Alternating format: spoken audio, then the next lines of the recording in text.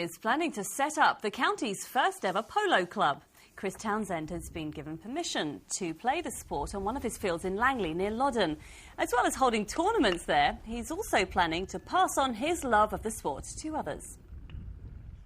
The primary function of the club is to teach people to play polo, so that's what we're hoping to encourage grassroots polo from local children, riding for the disabled groups, people that wouldn't normally have an ability to get into polo to come and give it a go. You could certainly do with a few teammates as well, I think, on that one.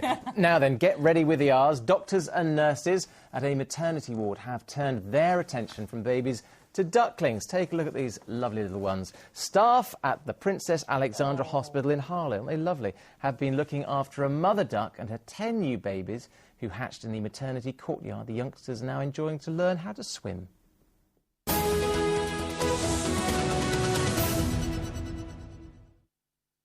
Now then, it's a very special night for airmen and their families from RAF Marham in West Norfolk. 9 Squadron have just returned from a 3-month tour of Afghanistan. Tonight, hundreds of people have turned to welcome them home and see them march through the town of Downham Market.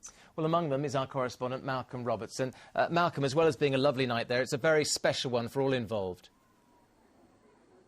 It is a very special night, and yes, another homecoming parade for the region's troops, and this time the town of Downham Market, Norfolk town of Downham Market, has really turned out in force to welcome home the airmen and women from RAF Marham who've recently been in Afghanistan. They've just gathered in the town square, taking honours at the moment, and a few moments ago we saw them walking up Bridge Street in Downham Market, thousands lining the streets. I think they're absolutely overwhelmed by the reception they've received and have really taken the town taken them to their hearts, and very shortly they'll be receiving their medals in recognition of their contribution to Operation Herrick. They're very proud. They're proud to be back here. They have a good relationship with the local town.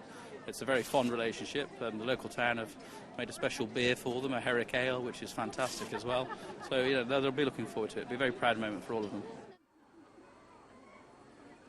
Well, there are well over 100 service personnel here tonight, and you can imagine that some of them must be fairly tired because it was in the early hours of the morning that about 60 returned home.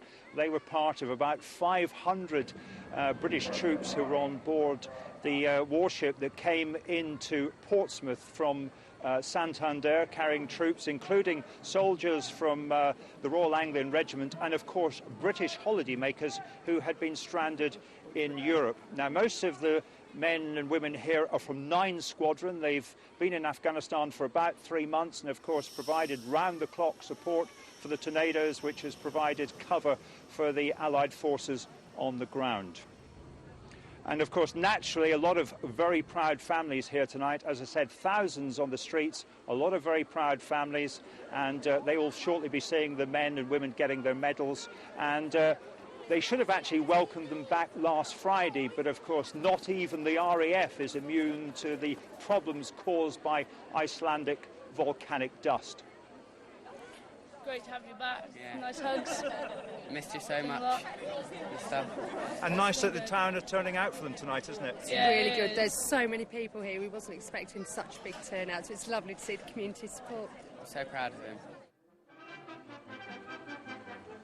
Well, the band, as you can hear, has just struck up. The medal ceremony will be taking place very shortly. Afterwards, there's a reception here at Downham Market Town Hall. And after that, there's a break and well-deserved leave for the men and women from 9 Squadron at RAF Marham. A very special welcome home. Malcolm, thank you very much indeed. Great, the sun is shining for them lovely, as well. Yeah. Now then, how long do you think it would take you to run a London Marathon? 3 hours, do you think? 3 hours? Super fit. A little bit more. Maybe perhaps 4, maybe 5, 6, 7, 8. Maybe 6. Well, any of those times would be a remarkable achievement for Carl Day of Ipswich. He reckons 11 hours would be good going on Sunday. Why? Well, Donnie Blake can tell us more. It's been a challenging season for fans of Ipswich Town like Carl Day, but that pales into insignificance compared with the challenge he faces on Sunday. 26 gruelling miles dressed in a suit of armour. Running the London Marathon is tough enough without having to lug 6 stones of metal and chainmail around your body. So why is he doing it? A good friend of mine ran it last year and he dared me to try and better him. Well, I couldn't beat him for speed, so I thought I would try and do something different. And having the name Day, I thought just for one day I'll be a knight. My initial training was to improve my cardiovascular, so I was carrying 70 pounds on my back from Ipswich through to Felixstowe where I work. It's only the last 3 or 4 weeks I've actually now started training in the suit, and that brings its own nightmares because the suit keeps disintegrating on every outing. And since we asked him to get dressed before the big event, it's only fair that we lent a hand and carried out a few running repairs along the way. It's tricky and it gives you some strange looks, and a few people have stopped and given me money as well. Carl will be among thousands of runners taking part in Sunday's event, the 30th London Marathon. I'm obviously doing it for a good cause, which is the British Heart Foundation. We're hoping to raise 10,000. We're hovering around 7 at the moment, so if people out there want to give, please do. And Carl, I've got to ask you, how are you going to feel at the end of the race? What a stupid question. You fool, you should be in the dungeon. Forget blood, sweat and tears. It'll be more a case of blood, rust and chafing for Carl on Sunday night. Jonathan Blake, Anglia News, Ipswich. Oh dear, the blisters. Can you imagine them? All for a dare. He's not going to stop for a drink, he's going to stop for oil, I imagine. Yeah. Now then, we all know the story of the 3 little piggies, don't we? Yes, we do. In fact, I bought it last week one in for your my house, children. We all know what they look like, don't we? Yeah, kind of pink and little curly tails. Although... And sometimes in the stories with the little trousers on, things like that. In stories, yes. Oh, stories, right, yeah. No, that's true. There are 3 little pigs in Essex that have a bit of an identity crisis, actually, because they don't really look like pigs. They're confusing people. And they've also got quite confusing names they as have well. Which Buddy, Margot and Portia. You'd be confused, wouldn't you, if you had one of them?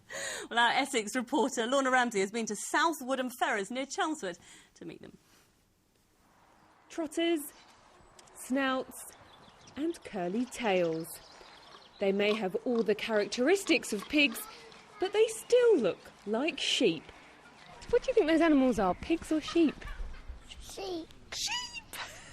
I thought it was pretty strange, actually. It's like one of those crossbreeds, like a Labradoodle or something. Why they need sheep coats on a pig, I don't know, but definitely unusual.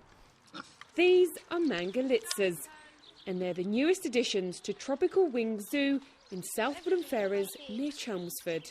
Margot is the nicest, cheekiest one of them all. Portia likes to be a bit boisterous and likes to try and get in the food pot. And Buddy is very cheeky. He's definitely the bore of the lot, and he's very cheeky. He likes to try and attack me as I go through every morning, so it's a quick sneak in and a quick sneak out. But no, they all are lovely and very affectionate, friendly pigs.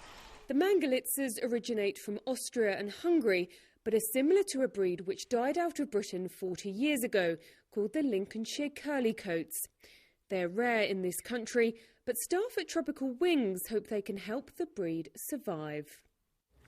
The zoo bought the pigs to educate and entertain visitors, but they also want to breed them. And staff think that Portia here might be pregnant, so there could be some little furry piglets running around here very soon.